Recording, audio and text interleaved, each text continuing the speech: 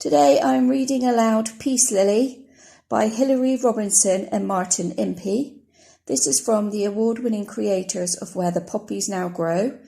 I have also read aloud these books, other books in this series as well, including Where the Poppies Now Grow. And I do have a playlist called Read Aloud, where the books are read aloud. The videos where I've been reading aloud the books are. Okay. So the foreword is taken from Florence Nightingale, 1820 to 1910. Nursing is an art, and if it is to be made an art, it requires as exclusive a devotion, as hard as a preparation as any painter's or sculptor's work. It is one of the fine arts. I had almost said the finest of the fine arts. Lovely. This book has just amazing illustrations in it as well. And it has a foreword here. It says, in memory of my great-grandmother Jane, who never recovered from her loss, and for my nan, little Lily, and for her daughter, my darling mum. Peace, Lily. The November frost was biting, the day Lily was born. The world was calm, all was still, that icy, misty morn.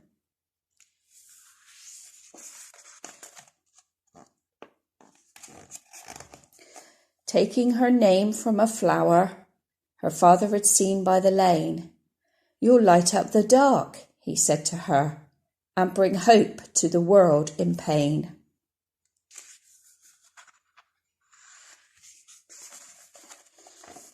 Lily played with friends Ray and Ben.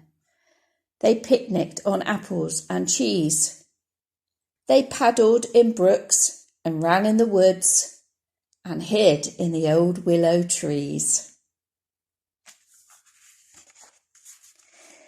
It's Lily, it's me, Lily would sing when she found the boys in the dell. They'd listen to larks and gather wild fruit and play by the old water well. But dark clouds of war were looming, and the boys became men and joined ranks. Their childhood was gone, new days now dawned of battlefields, weapons and tanks.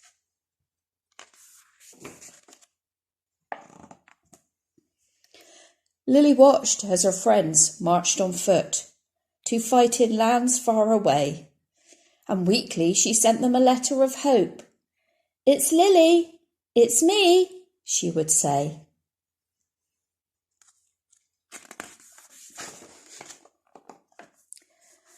Sad that her friends had departed, and seeing signs that said, you, make nursing your war job, help the troops, Lily joined the war effort too.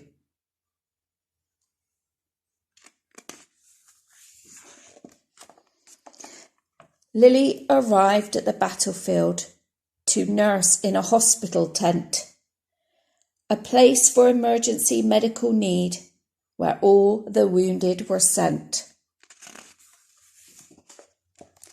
Then one night, when all appeared calm, commotion broke out in the bay. A soldier arrived so badly hurt, the padre was called in to pray.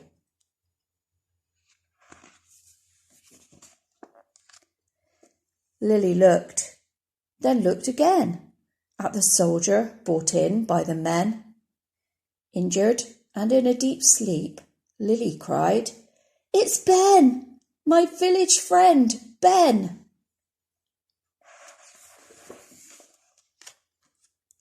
Night after night, she said to herself, I'll make you better, you'll see. And then at dawn, as skylarks awoke, she sang, Ben, it's Lily, it's me. Back home With care, Ben recovered, and in time his friends returned too, while guns and weapons fell silent in the fields where poppies then grew.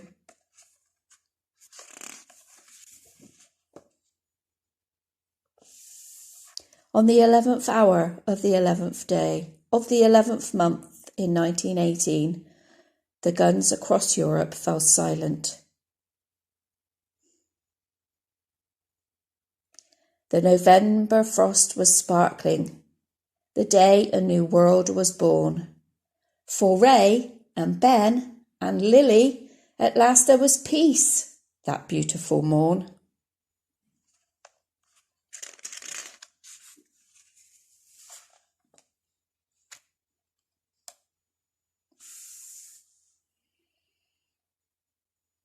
The wedding of Ben and Lily.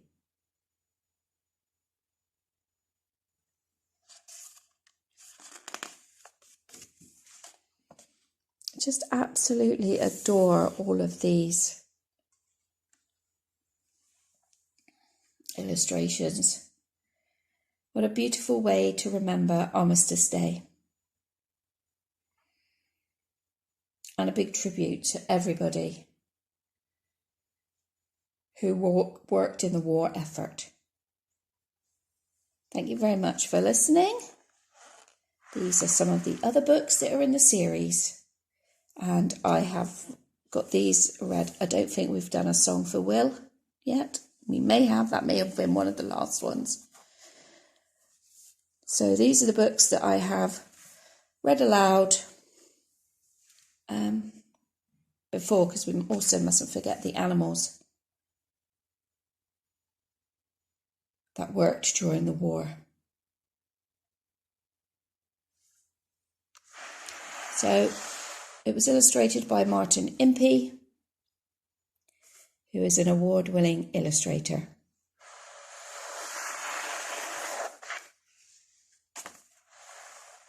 Thank you very much, everybody, for listening to our Read Aloud story today. And may God bless you all, and we remember everybody who fought and continues to fight for peace in the world. Amen.